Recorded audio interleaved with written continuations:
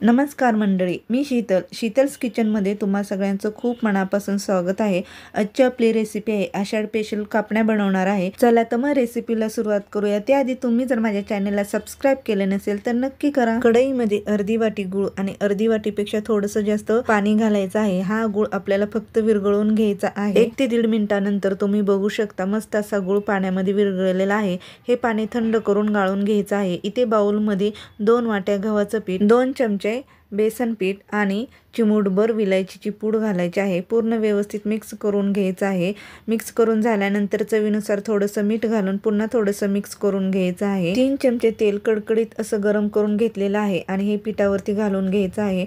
पिठावरती व्यवस्थित असं तेल घातल्यानंतर मिक्स करून घ्यायचं आहे। पिठावरती कडकडीत तेल ओतल्यानंतर लगेचच चमच्याने हे मिक्स करून घ्यायचं आहे, म्हणजे पूर्ण सगळ्या पिठाला चटका बसेल। थोडंसं कोमट झाल्यानंतर हाताने मस्त असं चोळून घ्यायचं आहे। एकसारखं चोळून झाल्यानंतर आपण जे गुळाचं पाणी केलेलं आहे ते थोडंसं घालून ही कणिक आपल्याला मळून घ्यायची आहे।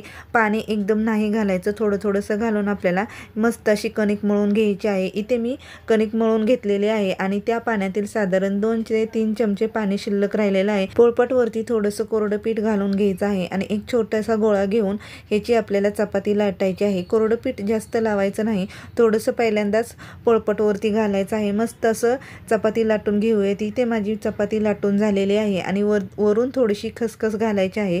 वरून थोडीशी खसखस घालून पुन्हा थोडंसं मी लाटून घेणार आहे। चपातीवरती खसखस घालून पुन्हा ती एकसारखी लाटून घ्यायची आहे, म्हणजे खसखस व्यवस्थित कणकीला चिटकली जाईल। चपाती लाटून झालेली आहे। चला तर मग आपण कापण्या कट करून घेऊयात। मस्त तुम्हाला हव्या त्या आकारामध्ये तुम्ही कट करू शकता। इथे मी मोठ्या कापण्या कट करून घेते, म्हणजे ते दिसतात पण सुंदर।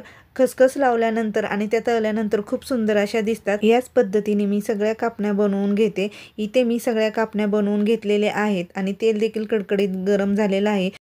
तेलामध्ये थोड्या करून ह्या कापण्या आपल्याला सोडायच्या आहेत आणि मस्त अशा तळून घ्यायच्या आहेत। इथे मी थोड्याशा कापण्या तेलामध्ये घालून तळून घेणार आहेत, म्हणजे ती व्यवस्थित अशा तळल्या जातील। मस्त अशा लालसर होईपर्यंत आपल्याला ह्या कापण्या तळून घ्यायच्या आहेत। कापण्या तळून झालेल्या आहेत, एकदम लालसर अशा तळलेल्या आहेत। याच पद्धतीने मी दुसऱ्या देखील कापण्या सगळ्या व्यवस्थित अशा तळून घेते। तुम्हाला जर माझी आजची रेसिपी आवडली तर नक्की शेअर करा आणि सबस्क्राईब करायला विसरू नका।